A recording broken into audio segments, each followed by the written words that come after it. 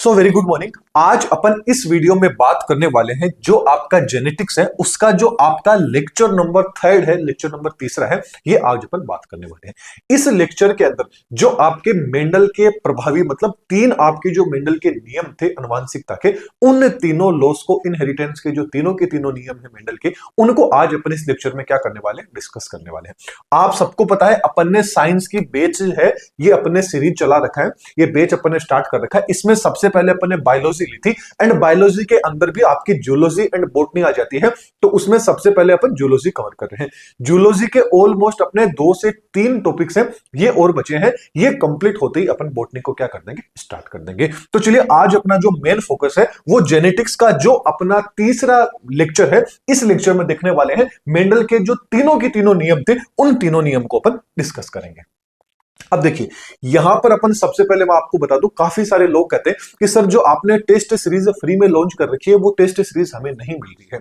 तो देखिए पढ़ लीजिए चाहे आप कहीं से भी, उसके लिए कुछ भी नहीं है, लेकिन जो चीज आपने पढ़ी है वो आपको कितनी याद हुई है कितनी याद नहीं है, उसके लिए आपको कहीं ना कहीं मॉक टेस्ट देना जरूरी होता है। तो वो जो मॉक टेस्ट है आप लोगों के लिए फ्री के अंदर लेके आए हैं, अपनी प्ले स्टोर के ऊपर एप्लीकेशन है दातेज ग्रुप ऑफ एजुकेशन, इसी चैनल के नाम से, लिंक भी आपको डिस्क्रिप्शन बॉक्स में मिल जाएगी। तो एक बार जाइएगा और एप्लीकेशन को डाउनलोड कीजिएगा। जैसे ही एप्लीकेशन को डाउनलोड कर लेते हैं, लॉगिन कर लेते हैं, तो कुछ इस तरह का इंटरफेस आपके सामने आता है। इस इंटरफेस के अंदर यहां पर ये जो 3 लाइनें, इस पे जैसे ही आप क्लिक करते हैं तो ये इंटरफेस आपके सामने आएगा। यहां पर आप फ्री जो स्टडी मटेरियल है इस पे आप क्लिक कर दीजिएगा। इस पे जैसे ही क्लिक करते हैं तो यहां पर आपको लैब असिस्टेंट के नोट्स भी मिल जाएंगे, जो जो अपने लेक्चर आते हैं वो लेक्चर्स के यहां पे आपको पीडीएफ के फॉर्मेट में नोट्स भी मिल जाएंगे। इसके अलावा यहां पर आपको टेस्ट नाम दिखाई दे रहा होगा, इस पे जैसे ही टैप करते हैं तो आपके सामने क्या आ जाती है, टेस्ट सीरीज आ जाती है। तो जल्दी से जाइए टेस्ट सीरीज को ज्वाइन कर लीजिए। अब जो आज अपना मेन टॉपिक है मेंडल के तीनों के तीनों नियम, उन नियम को अपन देखने की कोशिश करते हैं। तो चलिए बात कर लेते हैं मेंडल के तीनों नियम के बारे में। तो मेंडल के तीनों नियम की बात करें तो 3 नियम कौन कौन से हैं, सबसे पहले तो आपको यह पता होना चाहिए, पूछ लिया जाए कि भाई मेंडल के 3 नियम कौन कौन से हैं आपके लॉ ऑफ इनहेरिटेंस। तो मेंडल का जो पहला नियम है वो तो है लॉ ऑफ डोमिनेंस, बोले तो प्रभुत्व या प्रभाविता का नियम। इसके अलावा दूसरा आ जाता है लॉ ऑफ सेग्रीगेशन, बोले तो पृथक्करण का आपका नियम आ जाता है। तीसरा आ जाता है स्वतंत्र अपयूहन या स्वतंत्र अपघटन का नियम, जिसको लॉ ऑफ इंडिपेंडेंट असोर्टमेंट के नाम से जाना जाता है।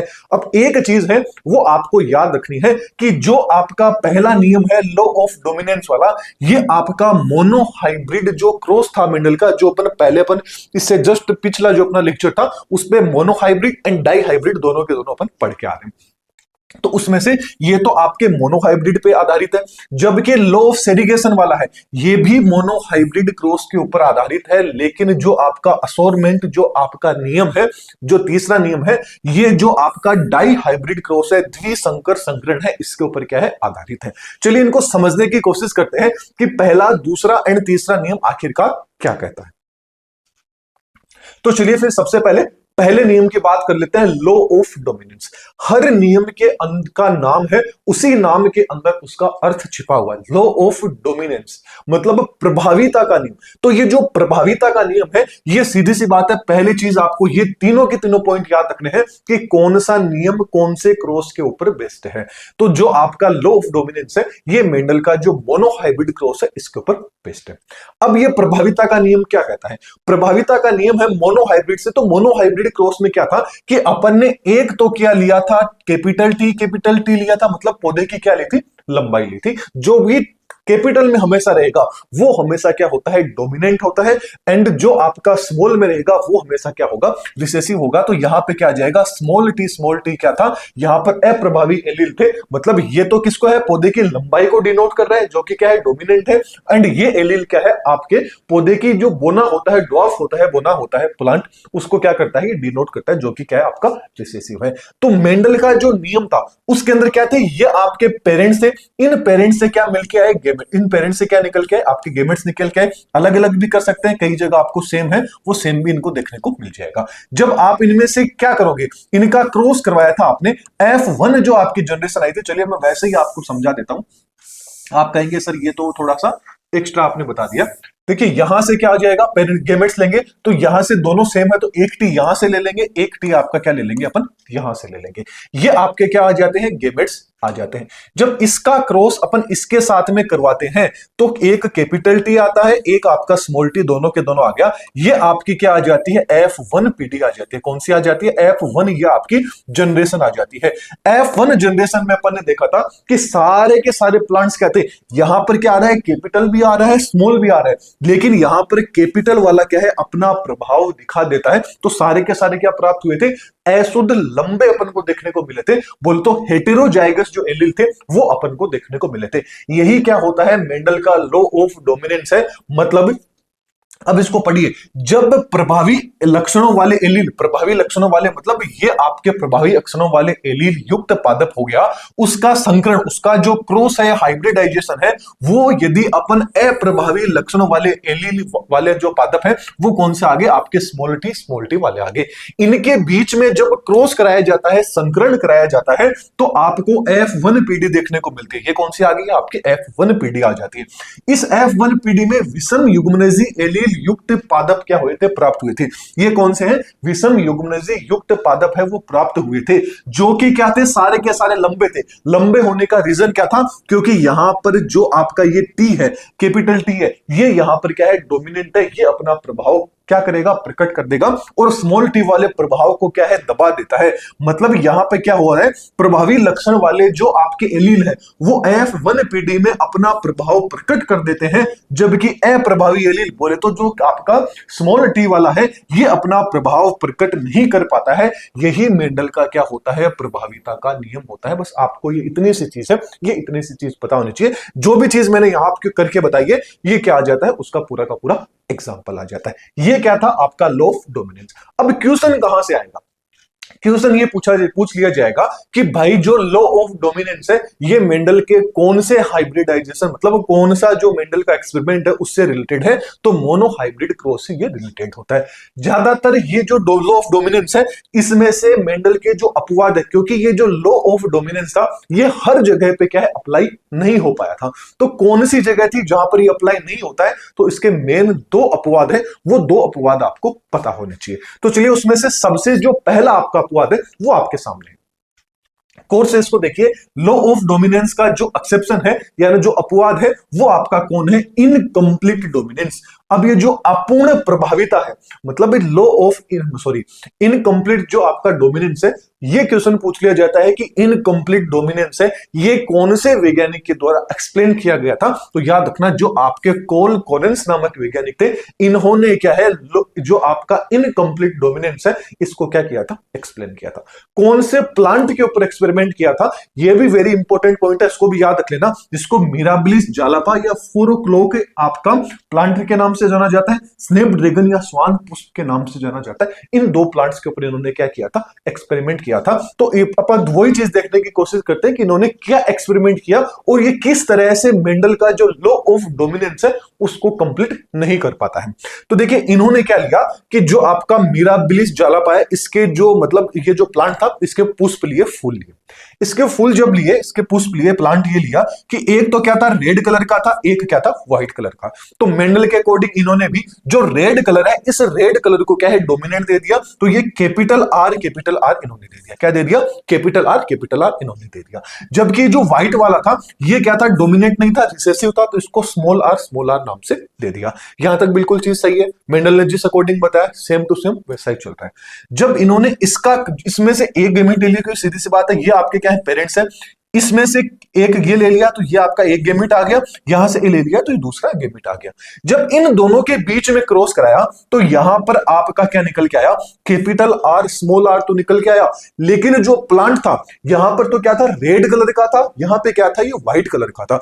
लेकिन अब जो इसकी F1 जनरेशन आई, इस F1 जनरेशन में ये जो प्लांट मिला, ये ना तो रेड मिला ना ही यहां पे व्हाइट मिला, ये कोई तीसरा ही कलर निकल के आ गया। मतलब जितने भी प्लांट थे सारे के सारे कैसे हो गए, पिंक कलर के देखने को मिल गए। मतलब जो रेड एंड व्हाइट दोनों को मिलाया, इनके बीच में क्रॉस कराया, तो रिजल्ट निकल के आना था, या तो क्या निकल के आना था, मेंडल के अकॉर्डिंग रेड वाला निकल के आना था। क्यों, क्योंकि रेड यहाँ पे क्या है, डोमिनेंट है। लेकिन यहां पर न ही रेड निकल के आया, न ही व्हाइट निकल के आ गया, निकल के क्या आ गया, पिंक कलर निकल के आ गया। तो यहां पर जो मेंडल का नियम था, ये नियम क्या हो गया, लॉ ऑफ डोमिनेंस वाला, कि प्रभावी जो लक्षण रहेंगे वही अपने प्रभाव दिखाएंगे, अप्रभावी क्या हो जाएंगे, दब जाएंगे। लेकिन यहाँ पे तो न तो प्रभावी दिखा पाया, नहीं अप्रभावी दिखा पाए, यहाँ पे तो कोई नया ही रिजल्ट वो निकल के आ गया।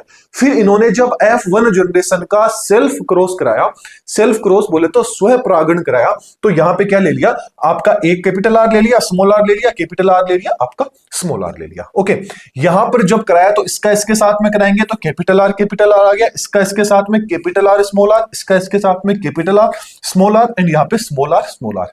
जब कैपिटल आर तो क्या है, रेड कलर के देखने को मिलेंगे, एंड ये जो आपके थे ये क्या थे, आपके पिंक कलर के देखने को मिले, और ये सीधी सी बात है व्हाइट था तो व्हाइट कलर में देखने को मिला। मतलब अब यहां पर जो जीनोटाइप एंड जो फिनोटाइप आया वो भी क्या आया, एकदम सेम आया, 1:2:1, 1:2:1। तो एक चीज ये भी पूछ ली जाती है कि इनकम्प्लीट जो डोमिनेंसी है, अपूर्ण प्रभाविता है, उसके अंदर जीनोटाइप एंड फिनोटाइप कौन से आते हैं। तो जीनोटाइप एंड फिनोटाइप क्या आते हैं, एकदम सेम आते हैं, 121। ये चीज भी आपको याद रखना है। ऐसे भी पूछ लिया जाता है कि सेम जीनोटाइप एंड फिनोटाइप है, ये कौन से मतलब कौन से लोग के अंदर आते हैं, कौन से प्रभाविता वाले नियम में आते हैं, तो ये इनकम्प्लीट जो डोमिनेंसी है उसके अंदर आ जाते हैं, जिसको किसने दिया था, कोल कोलिंस ने बताया था। और ये लॉ ऑफ डोमिनेंसी का क्या हो जाता है, अपवाद हो जाता है, अपवाद नंबर पहला आ जाता है। अब जो भी चीज मैंने यहां पे बताई, कोई भाई थ्योरी में पढ़ना चाहता है तो उनके लिए क्या है, ये आपके सामने थ्योरी है। चलिए अब दूसरा आ जाता है लॉ ऑफ डोमिनेंस का ही एक और अपवाद आ जाता है, जिसको बोला जाता है कोडोमिनेंसी। क्या बोला जाता है, कोडोमिनेंसी, बोले तो सह प्रभाविता। ये जो सह प्रभाविता है ये क्या होती है, ये सह प्रभाविता होती है कि जब F1 पीढ़ी में प्रभावी एलील एंड अप्रभावी एलील अपने अपने लक्षण होते हैं वो एक साथ में ही दर्शाए, तो उसे क्या बोला जाता है, कोडोमिनेंट बोला जाता है। मतलब आपने सुना होगा एक फाउंडर होता है, एक को फाउंडर होता है, कि मतलब सेम टू सेम दोनों का रोल क्या रहता है, एकदम सेम रहता है, नहीं तो तू बड़ा नहीं क्या मैं छोटा। तो यहां पे भी कोडोमिनेंसी में सह प्रभाविता में भी वही चीज है कि यहां पर जो प्रभावी होंगे वो भी अपना लक्षण प्रकट कर देंगे, एंड जो अप्रभावी रहेंगे वो भी क्या कर देंगे, अपना लक्षण क्या कर देंगे, प्रकट कर देंगे। ये क्या कहलाती है, कोडोमिनेंसी कहलाती है। कोडोमिनेंसी के दो एग्जाम्पल सबसे इंपोर्टेंट है, इन दोनों एग्जाम्पल को याद रखना। एक तो आ जाती है जो आपके पशु होते हैं उनके अंदर जो स्किन होती है, त्वचा होती है, उसका कलर।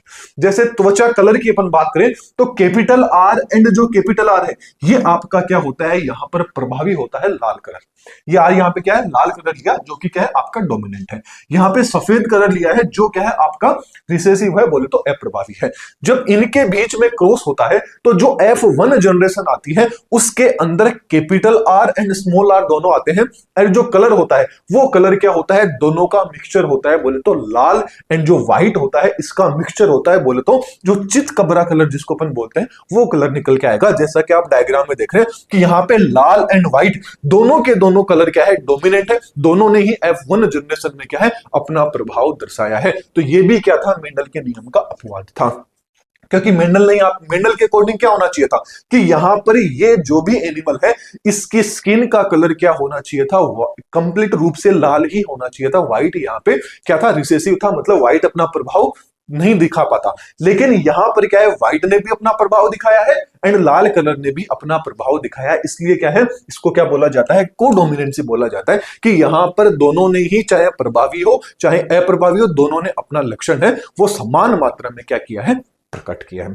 ठीक ऐसा ही जो दूसरा आ जाता है वो मानव के अंदर जो आपका AB रक्त समूह होता है, ब्लड ग्रुप होता है, वो भी क्या है, कोडोमिनेंट का ही एक एग्जांपल है। तो ये भी चीज याद रखना, पूछ लिया जाए कि जो कोडोमिनेंट्स का एग्जांपल बताइए, तो एक तो क्या हो जाता है, पशुओं में स्किन का कलर हो जाता है, दूसरा जो AB रक्त समूह होता है वो हो जाता है।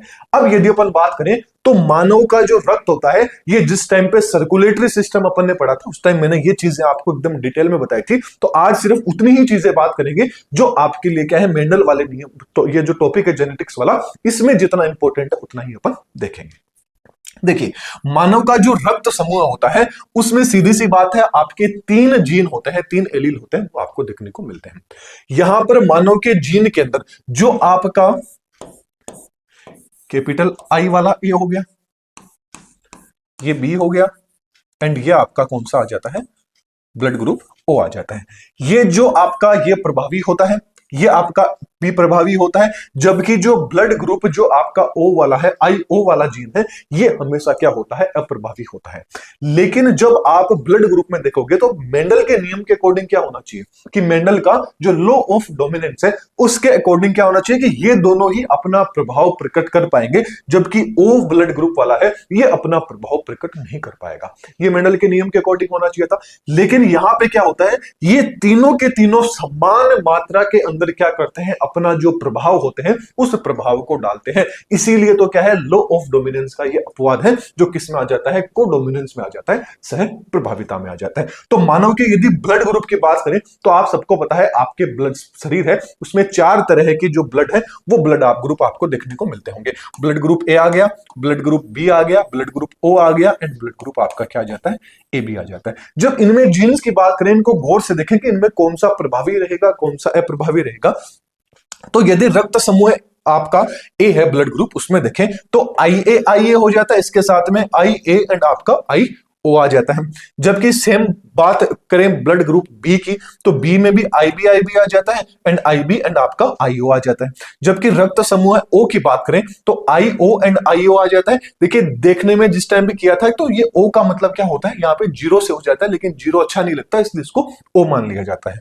फिर बात करें ब्लड ग्रुप AB की, ब्लड ग्रुप AB की बात करें तो यहां पर प्रभावी कौन है, आपका IA एंड आपका क्या आ जाता है, IB आ जाता है। ये सारी चीजें जिस टाइम पे सर्कुलेटरी सिस्टम अपन ने पढ़ा था उस टाइम पे मैंने चीजें आपको बता दी थी। अब जो मेन पॉइंट है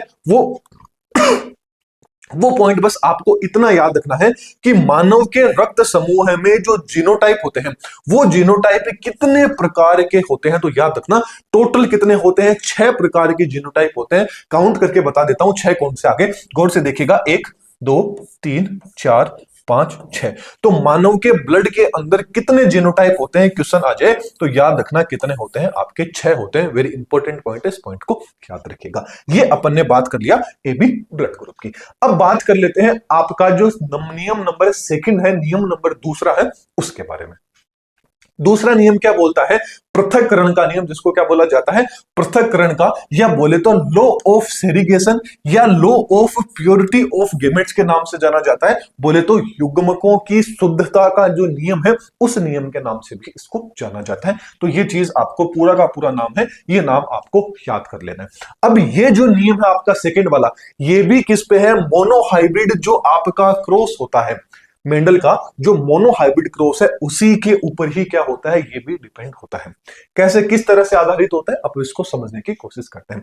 जिस टाइम पे गेमेट्स का फॉर्मेशन होता है उस टाइम पे जो प्रत्येक आपके जो गुण होते हैं वो क्या कर लेते हैं, वहां से 2 एलील क्या हो जाते हैं, आपके अलग हो जाते हैं, और प्रत्येक एलील में क्या होते हैं, अपने अपने जो गुण होते हैं उसके वाले एलील हो जाते हैं। अब ये चीज आपको समझ में नहीं आएगी, अब इसको समझने की कोशिश करते हैं। इससे जो पहला नियम था लॉ ऑफ डोमिनेंस, वो कहां तक था, आपकी F1 पीढ़ी में था। F1 पीढ़ी में क्या मिला था, कैपिटल T एंड आपको स्मॉल T मिला था, राइट। ये क्या थी, F1 जनरेशन थी। अब जब अपन ने F1 जनरेशन का क्रॉस पोलिनेशन कराया था, सॉरी सेल्फ पोलिनेशन कराया था, तब अपन ने क्या कराया था, सीधी सी बात है यही अपन लेके आए थे, इन दोनों के बीच में कराया। तो अब यहाँ पे जो गेमेट्स हैं ये दोनों के दोनों क्या हो जाते हैं, यहाँ पे अलग अलग अपना प्रभाव करेंगे, कैपिटल T स्मॉल t, यहाँ पे भी क्या आ जाता है, कैपिटल T एंड आपका क्या आ जाता है, स्मॉल t आ जाता है। जब इसको चेकर बोर्ड के द्वारा अपन समझने की कोशिश करते हैं तो यहां क्या निकल के आता है, कैपिटल T आपका small t, capital T and आपका क्या जाता है, सॉरी कोई नहीं, एक बार फिर से लिख देते हैं, भावनाओं में बह गए। चलिए, तो क्या निकल के आ जाता है, यहां पे यदि अपन देखें तो ये आपका कैपिटल T आ जाता है, ये आपका स्मॉल t आ जाता है, ये कैपिटल T आ जाता है, ये आपका स्मॉल t आ जाता है। मेल एंड फीमेल आपके यहां पर आ जाते हैं, राइट। अब यदि बात करें तो इसको अपन ने मान लीजिए इस लाइन में लिख दिया, इसको अपन ने इसमें लिख दिया। जब इसका क्रॉस इसके साथ में कराते हैं, कैपिटल T आ जाता है, इसका इसके साथ में कराएंगे कैपिटल T स्मॉल t आ जाता है, इसका इसके साथ में कराएंगे कैपिटल T स्मॉल t आ जाता है, इसका इसके साथ में कराएंगे तो स्मॉल t आ जाता है। मतलब यहां पर जो आपके F1 जनरेशन वाले थे जब F2 जनरेशन में पहुंचे तो यहां पर जो प्रत्येक युग्मनस थे उनमें प्रत्येक गुण के लिए केवल एक ही एलील क्या था, यहां पर प्रेजेंट था। जैसा कि आप देख पा रहे हैं। तो यहां पर F2 जनरेशन में जिस टाइम पे जीनोटाइप एंड जो फिनोटाइप है वो क्या आया, आपका जो फिनोटाइप था वो तो क्या आया 3:1 आया था, जबकि जीनोटाइप क्या आया था 1:2 आपका क्या आया था 1 आया था। ये क्या था, लॉ ऑफ सेग्रीगेशन था, यानी यहां पर जो गैमेट्स है वो गैमेट्स क्या करते हैं, अलग अलग हो जाते हैं और यहां पर अलग अलग होकर अपना प्रभाव है वो प्रभाव आपको यहां पर देखने को मिल जाएगा। ये क्या होता है, पृथक्करण का नियम होता है। चलिए अगला आ जाता है लॉ ऑफ इंडिपेंडेंट, जो आपका असॉर्टमेंट है। ये नियम क्या कहता है, बोले तो स्वतंत्र अपव्यूहन स्वतंत्र अपघटन का नियम क्या कहता है। ये नियम पूछ ले जाए किस पे बेस्ड है, किस पे आधारित है, तो मेंडल का जो डाई हाइब्रिड क्रॉस है, द्विसंकर संकरण है, उसके ऊपर क्या है, आधारित है। नाम से पता चल रहा है कि स्वतंत्र अपव्यूहन का नियम, मतलब यहां पर जो भी आपके मतलब जो भी आपके गैमेट्स हैं या बोले तो जो भी प्लांट्स हैं, चलिए उनको समझने की कोशिश करते हैं। जो आपका मेंडल का डाई हाइब्रिड क्रॉस था सॉरी डाई हाइब्रिड क्रॉस में अपन ने क्या लिया था, एक तो लिया था capital R,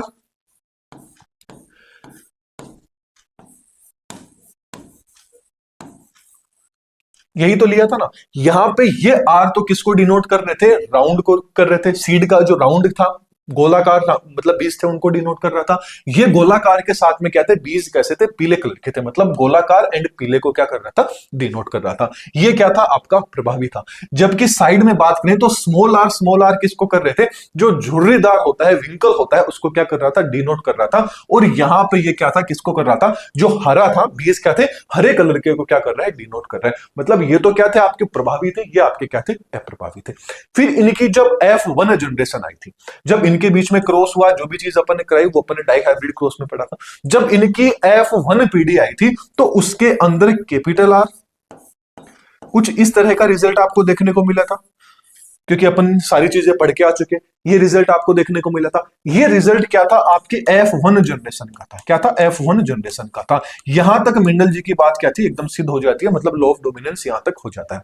law of dominance यहां तक हो गया कि भाई यहां पे जो R वाला है, तो ये जो F1 जनरेशन आई थी, ये गोलाकार पीले कलर की अपन को अशुद्ध रूप से प्राप्त हुई थी। क्यों, क्योंकि यहां पर R क्या है, राउंड है, एंड Y क्या है, यहाँ पे येलो है। यहाँ पे ये दोनों अपना प्रभाव प्रकट करेंगे, स्मॉल r स्मॉल y वाले प्रभाव को प्रकट नहीं होने देंगे। यहां तक लॉ ऑफ डोमिनेंस आ जाता है।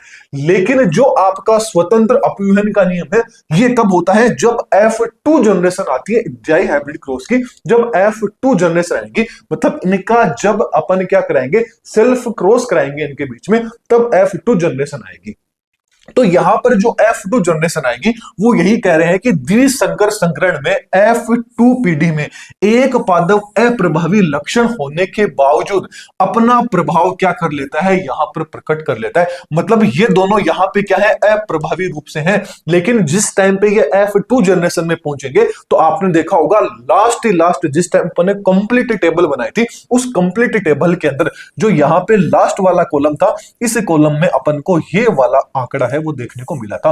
मतलब लास्ट में जाके क्या होता है F2 जनरेशन में, कि जो यहां पर अप्रभावी है, ये अप्रभावी भी क्या कर देता है, अपना प्रभाव क्या कर देता है, इफेक्ट कर लेता है। यही क्या कहलाता है, आपका स्वतंत्र अपव्यूहन का नियम कहलाता है, कि यहां पर क्या करता है, बावजूद अपना प्रभाव प्रकट कर लेता है। अतः स्पष्ट है कि प्रभावी एवं अप्रभावी दोनों एलील एक दूसरे से स्वतंत्र होकर किसी ना किसी पीढ़ी के अंदर, मान लीजिए F1 पीढ़ी में नहीं कर पाता है, F2 में भी नहीं कर पाता है, तो F3 में कर लेगा, F4 में कर लेगा, लेकिन कभी ना कभी क्या करेगा, जो आपका डोमिनेंट था, मतलब सॉरी जो आपका रिसेसिव था, वो कभी ना कभी कोई ना कोई पीढ़ी में जाके अपना प्रभाव है वो अपना प्रभाव जरूर शो करेगा। यही क्या था, स्वतंत्र अपव्यूहन का नियम था। आई थिंक आपको ये चीज समझ में आ गई होगी। चलिए ये अपन ने बात कर ली मेंडल के तीनों नियम की बात। अब बात कर लेते हैं मेंडल के नियम के आखिरकार क्या महत्व थे, इंपॉर्टेंस क्या थे। तो मेंडल के अकॉर्डिंग जो प्रभाविता का नियम था, डोमिनेंस का नियम था, उसके अकॉर्डिंग ये था कि जीवों के अंदर जो प्रभावी लक्षण है वो प्रभावी लक्षण ही प्रकट करते हैं। इसलिए क्या होता है, जो हानिकारक जीव होते हैं वो अपना प्रभाव प्रकट नहीं कर पाते हैं। तो ये एक काफी इंपॉर्टेंट चीज थी समझने के लिए। जबकि दूसरा पॉइंट ये बोलता है कि जो मेंडल के जो संकरण के नियम थे, उन नियम के अनुसार क्या था कि संतति में नए लक्षणों की उत्पत्ति का भी क्या है, जो आपके मेंडल्स के नियम है, लॉ ऑफ इनहेरिटेंस है, इनसे क्या होता है, जो आपकी संतति होती है उनमें नए लक्षणों का भी पता चल जाता है। तीसरा ये बोलता है कि जो रोग प्रतिरोधक की नई किस्में बनाई जाती है, नई चीजें बनाई जाती है, उसमें भी मेंडल का जो लॉ ऑफ इनहेरिटेंस है ये क्या करता है, काफी ज्यादा इंपॉर्टेंट रोल प्ले करता है। ये क्या है, इससे भी मदद मिलती है, क्योंकि जो भी चीज नहीं बनाएंगे तो उससे पता चल जाएगा कि F1 पीढ़ी, F2 हो गया, F3 हो गया, कौन सी पीढ़ी में कौन सी चीज अपना प्रभाव है वो प्रकट कर पाएगी या कौन सी चीज अपना प्रभाव नहीं प्रकट कर पाती है।